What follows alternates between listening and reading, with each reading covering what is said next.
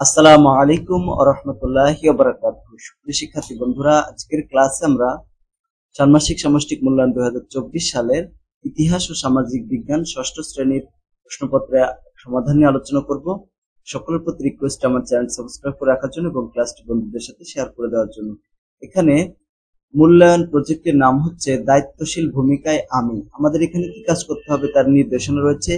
আমাদের চারপাশে নানা রকম মানুষের বসবাস, তাদের নিশ্চয়ই পরিচয় রয়েছে। সবারই তো পরিচয় আছে, তাই না? আমাদের ক্লাসের প্রত্যেকেরই আত্মপরিচয় আছে, মানে নিজেদের একটা আলাদা পরিচয় আছে। এই পরিচয়ে রয়েছে সাদৃশ্য এবং বৈচিত্র্য, মানে তোমার সাথে তোমার যে বন্ধুরা তাদের কি সাদৃশ্য আছে, বৈচিত্র্য রয়েছে। আমরা মূল্যায়ন প্রথমে কাজটিতে জোড়াই সহপাঠীদের আত্মপরিচয় অনুসন্ধান করব। এরপর অতীত ও বর্তমান সময়ের মানুষের জীবন এবং জীবিকা তুলনা করব। সেই সাথে ভৌগোলিক পরিবেশে মানুষের জীবন ও জীবিকা শনাক্ত করে তুলনা করব। অবশেষে সমাজের নানা রকম আত্মপরিচয়ের মানুষের সাথে মিলেমিশে থাকার জন্য করণীয় বিষয়ে একটা প্রতিবেদন লিখব। তো আমরা ধাপে ধাপে অ্যান্সার গুলো করব। প্রথমে আমরা যেটা করব, 1 নম্বর কাজ 1, চলো সহপাঠীকে জানি। এইটা আমাদের কি করতে হবে, প্রশ্নমালা তৈরি করতে হবে। আমরা একজন সহপাঠীর পরিবার ও এলাকা বিষয়ক তথ্য সংগ্রহ করব। বৈজ্ঞানিক অনুসন্ধানের ধাপ অনুসরণ করে আমরা এই কাজটি করব। তথ্য সংগ্রহের জন্য নিম্নোক্ত দুটি প্রেক্ষাপট প্রশ্ন তৈরি করব। যেমন প্রথমটা হচ্ছে ভৌগোলিক প্রেক্ষাপট। আমার সহপাঠীর পরিবার ও এলাকা যে ভূপ্রাকৃতিক বৈশিষ্ট্যে অবস্থিত তা তার বিবেচনায় আত্মপরিচয়। এটার উপরে প্রশ্ন লিখবো আমরা। সামাজিক এবং সাংস্কৃতিক প্রেক্ষাপট, আমার সহপাঠীর পরিবারের মানুষের ভাষা, সাংস্কৃতিক পোশাক, তারপর রীতিনীতি, পেশা ইত্যাদি উল্লেখ করবো। তো প্রশ্নগুলো খাতায় এবং উত্তরগুলো লিখবো, মানে প্রশ্নগুলো খাতায় বা উত্তরপত্রে লিখবো। ঠিক আছে? কোন প্রশ্নগুলোর কথা বলা হয়েছে এখানে, তো সেই উত্তরপত্রে চলে আসলাম। দেখো, এগুলো আমাদের লিখতে হবে। ভৌগোলিক প্রেক্ষাপট, ঠিক আছে? ভৌগোলিক প্রেক্ষাপট প্রথম যেটা আর কি, এই যে এখানে ভৌগোলিক প্রেক্ষাপট এবং সামাজিক প্রেক্ষাপট এগুলো আর কি। তো আমার সহপাঠী দক্ষিণ এশিয়ার দেশ বাংলাদেশে বসবাস করে। তারা বাংলাদেশের দক্ষিণের জেলা কক্সবাজারে বসবাস করে। এই অঞ্চলটি সমুদ্র তীরবর্তী এবং আবহাওয়া সমভাবাপন্ন। সামাজিক এবং সাংস্কৃতিক প্রেক্ষাপট হচ্ছে, ভাষা হচ্ছে বাংলা, সংস্কৃতি হচ্ছে বাঙালি সংস্কৃতি, পোশাক হচ্ছে সাধারণ বাঙালি পোশাক। আমার সহপাঠী পাঞ্জাবি, পায়জামা, গেঞ্জি, শার্ট, প্যান্ট ইত্যাদি পোশাক পরিধান করে। রীতিনীতি, আমার সহপাঠী মুসলিম পরিবারের সন্তান, তাই তারা মুসলিম রীতিনীতি অনুসরণ করে। পেশা হচ্ছে, আমার সহপাঠী একজন শিক্ষার্থী, তার বাবা একজন শিক্ষক এবং মা গৃহিণী। তার বড় বোন হচ্ছে ইঞ্জিনিয়ার। ঠিক আছে? তারপর এখানে খ নম্বর জোড়া গঠন এবং তথ্য সংগ্রহ করব। খ নম্বরে আমাদেরকে বলেছে জোড়া গঠন করতে এবং তথ্য সংগ্রহ করতে। এই যে এখানে দেখো, জোড়া গঠন ও তথ্য সংগ্রহ করতে। এখানে জোড়া গঠন করব, মানে জোড়ায় দুইজন করে করে একজন আরেকজনের কাছে প্রশ্ন করবো। কিরকম প্রশ্ন দেখো, তোমার রাজনৈতিক প্রেক্ষাপট কি? তাহলে সে উত্তর দেবো, রাজনৈতিক প্রেক্ষাপট হচ্ছে রাষ্ট্রীয় এবং সামাজিক পরিচয় হচ্ছে বাংলাদেশি রাজনৈতিক চেতনা হচ্ছে মুক্তিযুদ্ধের চেতনাদর্শী। তোমার পারিবারিক প্রেক্ষাপট কি? পারিবারিক প্রেক্ষাপট হচ্ছে পরিবারের ধরনের কি, পিতৃতান্ত্রিক পরিবার বা একক পরিবার। ঠিক আছে? পূর্বপুরুষের নাম হচ্ছে তার দাদার নাম দিয়ে দেবে এখানে। তারপর এখানে তোমার যে ভৌগোলিক প্রেক্ষাপট কি? ভৌগোলিক প্রেক্ষাপট, পূর্বপুরুষের আবাসস্থল ছিল এক এলাকায়, বর্তমান কোন এলাকায় থাকে। ঠিক আছে? তাই এখানে উল্লেখ করতে হবে। ওকে। তারপরে 4 নম্বর আমরা জিজ্ঞেস করতে পারি, সেটা হচ্ছে তোমার সামাজিক প্রেক্ষাপট কি? তো পেশাগত পরিচয় হচ্ছে এখানে নাম দিয়ে দিবা, বাবার নাম দিয়ে দিবা, মার নাম দিয়ে দিবা। ঠিক আছে? এরকম। তারপরে ভাষা হচ্ছে বাংলা। তোমার সাংস্কৃতিক প্রেক্ষাপট কি? সাংস্কৃতিক প্রেক্ষাপটের ভিতরে হচ্ছে ধর্ম হচ্ছে ইসলাম, প্রথা হচ্ছে এই যে একটা প্রথা, মহরমের দিন আত্মীয় স্বজন সবাই একসাথে খিচুড়ি খাওয়া, এরকম রীতিনীতি হচ্ছে আত্মীয় স্বজনের সাথে বিয়ে না দেওয়া। তারপরে তথ্য সাজায় প্রাপ্ত তথ্যকে বিশ্লেষণ করে উপরে উল্লেখিত দুটি প্রেক্ষাপটে সহপাঠীর আত্মপরিচয়ের বিবরণ লিখতে হবে। ঠিক আছে? এটা হচ্ছে গ নম্বর কাজ। এই যে এখানে দেখো, গ নম্বর এই যে গ নম্বরের কাজ। ঠিক আছে? এইখানে কি করবো, এটা উত্তর লিখবো।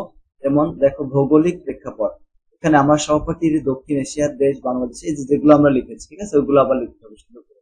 এই অঞ্চলটি সমুদ্র তীরবর্তী এবং আবহাওয়া সমভাবাপন্ন। সমুদ্র তীরবর্তী অঞ্চলে মানুষের আচরণিক রীতি তৈরিতে সমুদ্র প্রত্যক্ষ ভূমিকা পালন করে, কারণ মানুষকে কেন্দ্র করেই তাদের জীবন জীবিকা পরিচালিত। তারপর দেখো সামাজিক এবং সাংস্কৃতিক প্রেক্ষাপট। আমার সহপাঠীদের পরিবারের ভাষা বাংলা, বাঙালি, তারা বাঙালি সংস্কৃতি মনে প্রাণে লালন করে, তারা সাধারণ বাঙালি পোশাক পরিধান করে, ঠিক আছে। তারপরে আমার সহপাঠী পাঞ্জাবি, পায়জামা, গেঞ্জি, শার্ট প্যান্ট ইত্যাদি পোশাক পরিধান করে। আমার সহপাঠী মুসলিম পরিবারের সন্তান, তাই তারা মুসলিম রীতিনীতি অনুসরণ। তারপর এটা দিতে পারে আমার সহপাঠী একজন শিক্ষার্থী, তার বাবা একজন শিক্ষক, গৃহিণী মা গৃহিণী, তার বড় বোন ডাক্তার, সমুদ্র তীরবর্তী অঞ্চলে বসবাসকারী হয়, তারা সাহসী, সংগ্রামী, লড়াকু, উদার এবং অভিযোজনে অধিক পারদর্শী হয়ে থাকে। এরপর দেখো ঘ নম্বর আমাদের একটা সতীর্থ মূল্যায়নের ছক পূরণ করতে বলা হয়েছে। এখানে তুমি তোমার সহপাঠীটা পূরণ করবা, তোমার সহপাঠী তোমারটা পূরণ করবে, ঠিক আছে। এখানে সহপাঠীর নাম লিখবা, আর তুমি এখানে তোমার তার আর কি তার সহপাঠীরই রোল নাম্বার এবং হচ্ছে অথবা আইডি, ইউনিক আইডি, এটা লিখবা, ঠিক আছে। কিভাবে পূরণ করতে হবে? এই যে আমার সহপাঠী অনুসন্ধানের জন্য বিষয়বস্তু নির্ধারণ করেছে কিনা, যদি করে থাকে তাহলে হ্যাঁ, ঠিক আছে। আমার সহপাঠী অনুসন্ধানের জন্য সুনির্দিষ্ট প্রশ্ন উপস্থাপন করেছে কিনা, হ্যাঁ। তারপর আমার সহপাঠী প্রশ্ন থেকে মূল বিষয়গুলো খুঁজে বের করেছে কিনা, যদি করে হ্যাঁ। তারপর আমার সহপাঠী তথ্যের উৎস নির্ধারণ করেছে কিনা, হ্যাঁ, ঠিক আছে। আমার সহপাঠী তথ্য সংগ্রহের জন্য প্রশ্নমালা তৈরি করেছে কিনা, হ্যাঁ। আমার সহপাঠী সাক্ষাৎকার জন্য সহপাঠী আমার কাছ থেকে অনুমতি নিয়েছে কিনা, নিলে নিচে হ্যাঁ দিবা, না নিলে না। আমার সহপাঠী প্রশ্নমালার মাধ্যমে তথ্য সংগ্রহ করেছে কিনা, হ্যাঁ, ঠিক আছে। আমার সহপাঠী প্রাপ্ত তথ্যকে প্রদত্ত দুটি প্রেক্ষাপটে বিশ্লেষণ করেছে ও মতামত দিয়েছে কিনা, যদি দিয়েছে তাহলে হ্যাঁ, আর যদি না দিয়ে থাকে তাহলে নাতে ঠিক চিহ্ন দিতে হবে, ঠিক আছে। এটা হচ্ছে কথা। এরপরে এখানে দেখো কাজ 2, অতীত এবং বর্তমানের সামাজিক অবস্থা, অতীত ও বর্তমান মানুষের জীবন ও জীবিকা। এইটা দেখো এখান থেকে আমাদের এই ছকটা পূরণ করতে হবে, অতীত এবং বর্তমান মানুষের জীবন জীবিকা। অতীতে বাংলা অঞ্চলের জীবন জীবিকা এবং বর্তমানে আমার সহপাঠীর এলাকার মানুষের জীবন এবং জীবিকা, এটার উপরে এই ছকটা আমাদের পূরণ করতে হবে, ঠিক আছে। তাহলে দেখো আমরা এই ছকটা এইভাবে পূরণ করব। যেমন দেখো এখানে বিবরণের ভিতরে ভৌগোলিক পরিবেশ, অতীতে বাংলা অঞ্চলের জীবন এবং জীবিকা কেমন ছিল, নদী, পাহাড়, তারপরে বন, এইগুলো ছিল হচ্ছে জীবন জীবিকা আর কি। বর্তমানে আমার সহপাঠীর এলাকার জীবন এবং জীবিকা, এখানে রয়েছে রাস্তাঘাট, তারপরে ভবন, ঠিক আছে। এগুলো থেকে জীবন জীবিকা উপার্জিত হয়। প্রধান পেশা আছে, আগে ছিল কৃষি, মৎস্যজীবী, বাণিজ্য, এখন চাকরি, ব্যবসা, কৃষির কাজ, ঠিক আছে।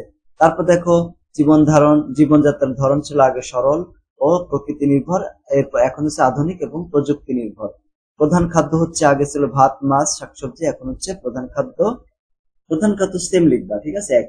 তারপর দেখো এখানে যোগাযোগ ব্যবস্থা, নদী পথ, পায়ে হাঁটা যোগাযোগ করা, তো এখন সড়ক পথ, রেলপথ, বিমান, এগুলো। সামাজিক এবং সাংস্কৃতিক প্রেক্ষাপট বা জীবন, মেলা, তারপর লোকসঙ্গীত, ঐতিহ্যবাহী উৎসব আগে ছিল, এখন কনসার্ট, সিনেমা, আধুনিক উৎসব। শিক্ষা ব্যবস্থা আগে ছিল মৌলিক শিক্ষা, জোড়াতালি দেওয়া চিকিৎসা, এখন হচ্ছে মানে শিক্ষা ও চিকিৎসা, আধুনিক শিক্ষা এবং প্রতিষ্ঠান, উন্নত চিকিৎসা সুবিধা। তারপর দেখো খ নাম্বার বিভিন্ন ভূপ্রাকৃতিক বৈশিষ্ট্য এবং মানুষের জীবন ও জীবিকা। এখন কি করবো দেখো, ভূপ্রাকৃতিক বৈশিষ্ট্যের ভিতরে হচ্ছে নদী, অতীতে মানুষের জীবন এবং জীবিকা কেমন ছিল, জেলেদের বসবাস, তারপরে নদী পরিবহন, বর্তমানে মানুষের জীবন এবং জীবিকা কেমন, কৃষি, সেচ, আধুনিক নৌ পরিবহন, এগুলা। পাহাড় রয়েছে শিকার, চাষাবাদ, চা বাগান, পর্যটন কেন্দ্র, এগুলো। বনের ভিতরে রয়েছে কাঠ সংগ্রহ, পশুপালন, আর বন সংরক্ষণ, পর্যটন এবং হস্তশিল্প। সমতল ভূমির ভিতরে রয়েছে কৃষিকাজ, পশুপালন, উন্নত কৃষি এবং শিল্প কারখানা। ও উপকূলীয় অঞ্চলের ভিতরে মৎস্যজীবী, লবণ চাষ, আর চিংড়ি চাষ, পর্যটন, সাইক্লোন সেন্টার, এগুলা। তো এটা আমাদের হয়ে গেল। এরপর আমাদের 3 নম্বর কাজে চলে যাবে। 3 নম্বর কাজ দেখো, 3 নম্বর কাজ দায়িত্বশীল ভূমিকায় আমি। আত্মপ্রতিফলন লিখতে হবে। আমাদের সমাজের বিভিন্ন আত্মপরিচয় মানুষে বসবাস করে, আমরা কিভাবে সবার সাথে মিলেমিশে থাকতে পারি তা নিয়ে কি করতে হবে, আমাদের ভাবনাগুলো লিখে ফেলতে হবে। তো ভাবনাগুলো দেখে এইভাবে আমরা লিখতে পারি যে আমাদের সমাজে বিভিন্ন আত্মপরিচয়ের মানুষের বসবাস, আমরা সবার সাথে মিলেমিশে থাকতে পারি। কিছু উপায় হচ্ছে, যেমন দেখো সহনশীলতা এবং শ্রদ্ধা প্রদর্শন করার মাধ্যমে, সচেতনতা বৃদ্ধি করার মাধ্যমে, সহযোগিতা করার মাধ্যমে, বিচারহীনতার মাধ্যমে, ঠিক আছে, কোনো প্রকার বিচার বা বৈষম্য না করা এবং সবার প্রতি সমান আচরণ করা বা সমান বিচার করা যেতে পারে। তারপরে সমস্যা সমাধান, সমাজে কোনো সমস্যা দেখা দিলে সবাই মিলে তার সমাধান খুঁজে বের করতে হবে। তারপরে আন্তর্জাতিকতা, বিশ্বব্যাপী বিভিন্ন সংস্কৃতি এবং সম্প্রদায়ের মানুষের সাথে মিলেমিশে থাকা এবং তাদের গ্রহণ করতে হবে। তারপরে খ নম্বর, এখানে দল গঠন। ঠিক আছে, এখানে কি করতে হবে, এখন আমরা 4 জনের একটা দল গঠন করব। দলে বসে আমরা ইতিমধ্যে যে আত্মপ্রতিফলন লিখেছি একটু আগে, এই যে এখানে, ঠিক আছে, তা শেয়ার করব। এরপর সমাজে নানা রকম আত্মপরিচয় মানুষের সাথে মিলেমিশে থাকার করণীয় নির্ধারণ করব। করণীয় গুলো হচ্ছে যে কারো আত্মপরিচয় ভিন্ন হওয়ার কারণে তার সাথে আমরা খারাপ আচরণ করব না, বাজে মন্তব্য করব না। প্রত্যেকের পছন্দকে সম্মান জানাতে হবে এবং কারো পছন্দের বিষয়ে কোনো ধরনের হস্তক্ষেপ করা চলবে না। তারপর 2 নম্বরটা, ঠিক আছে, এটা হচ্ছে 2 নম্বর পয়েন্ট ছিল। ঠিক আছে, পছন্দের বিষয়ে কোনো হস্তক্ষেপ করবে না। 3 নম্বর হচ্ছে প্রত্যেক মানুষের ভৌগোলিক পরিচয়, পারিবারিক পরিচয়, সাংস্কৃতিক পরিচয়কে সম্মান জানাবো। নিজ এলাকা, ভাষা, ধর্ম, বর্ণ বা গোত্রের মানুষ না হওয়ার কারণে কাউকে কখনো অসম্মান করব না।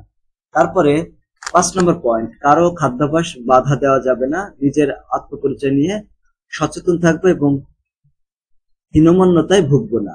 তারপরে লাস্টে যে প্রশ্ন, এরপর প্রত্যেকে কি করতে হবে, একটা প্রতিবেদন লিখতে হবে। প্রতিবেদনের শিরোনাম হবে আমার দায়িত্বশীল ভূমিকায় আমি। ঠিক আছে, প্রতিবেদনটি নিচের বিষয়গুলো আমরা উল্লেখ করতে পারি, যেমন এগুলো থাকবে। দেখো, প্রতিবেদনের শিরোনাম, এখানে একটা অবশ্যই শিরোনাম থাকবে। শিরোনামটা হচ্ছে দায়িত্বশীল ভূমিকা আমি, প্রতিবেদকের নাম, প্রতিবেদকের ঠিকানা। ঠিক আছে, প্রতিবেদক মানে তোমার নাম লিখবে এবং তোমার ঠিকানা লিখবে, যে প্রতিবেদনটা লিখবে তার নাম আর তার ঠিকানা। তারপরে এইভাবে লিখবো যে দায়িত্বশীল ভূমিকায় আমি, সমাজের নানা রকম আত্মপরিচয় মানুষের সাথে মিলেমিশে থাকার জন্য আমি কি করতে পারি তার একটা তালিকা। ঠিক আছে, এই যে একটু আগে আমরা যে দেখলাম সেগুলো করতে পারি, সেটা পয়েন্ট। এখন আমি কি করতে পারি তা থেকে যে কোনো একটা কিভাবে বাস্তবায়ন করব। দেখো, আমরা যা করতে পারি 5-6টা পয়েন্ট লিখেছি, তাই না? তাহলে আমরা প্রত্যেকের পছন্দকে সম্মান জানাতে হবে এবং কারো পছন্দের বিষয়ে কোনো ধরনের হস্তক্ষেপ চলবে না। তাহলে এইটাকে আমরা বাস্তবায়ন করতে পারি। যেমন দেখো, প্রত্যেকের পছন্দকে সম্মান জানাতে হবে এবং কারো পছন্দের বিষয়ে কোনো ধরনের হস্তক্ষেপ চলবে না। এখন অপছন্দ আর কি, বাস্তবায়ন পদ্ধতি হচ্ছে আমি একটি স্কুল সভা আয়োজন করব, যেখানে আমরা বিভিন্ন সহপাঠী নিজেদের পছন্দের বিষয়ে শেয়ার করতে পারবো। তারপরে বলছে যে সমাজে নানা রকম আত্মপরিচয় মানুষের সাথে মিলেমিশে থাকার জন্য আমরা সবাই একই সাথে কি করতে পারি তার একটা তালিকা তৈরি করতে হবে। যেমন সাংস্কৃতিক উৎসব করতে পারি, বিভিন্ন সম্প্রদায়ের সাথে মেলবন্ধন তৈরি করতে পারি, সমান অধিকারের জন্য সচেতনতা প্রচার করা, তারপরে মতামতের আদান প্রদান নিশ্চিত করতে পারি, সহযোগিতার মাধ্যমে কমিউনিটি প্রকল্প বাস্তবায়ন করতে পারি। ঠিক আছে, এরপরে আমরা সবাই একসাথে কি করতে পারি তার একটা তালিকা থেকে যে কোনো একটা কিভাবে আমরা বাস্তবায়ন করতে পারি। যেমন সাংস্কৃতিক উৎসব আয়োজন করা। ঠিক আছে, আমরা স্কুলের সব শিক্ষার্থী এবং অভিভাবকদের নিয়ে একটা কমিটি গঠন করব। তো বাস্তবায়ন পদ্ধতি হচ্ছে আমরা বিভিন্ন সংস্কৃতির প্রতিনিধিদের নিয়ে আলোচনা করে উৎসবের পরিকল্পনা করব। এতে থাকবে সাংস্কৃতিক প্রদর্শনী, তারপরে খাবার, নাচ, গান ইত্যাদি। এই প্রক্রিয়ার মাধ্যমে আমরা সমাজে নানা রকম আত্মপরিচয় মানুষের সাথে মিলেমিশে থাকার জন্য কার্যকরী পদক্ষেপ দিতে পারবো। তো এই ছিল তোমাদের ইতিহাস সামাজিক বিজ্ঞানের প্রশ্ন এবং উত্তর। আশা করি তোমাদের কাছে ভালো লেগেছে। সবাইকে ধন্যবাদ। আসসালামু আলাইকুম।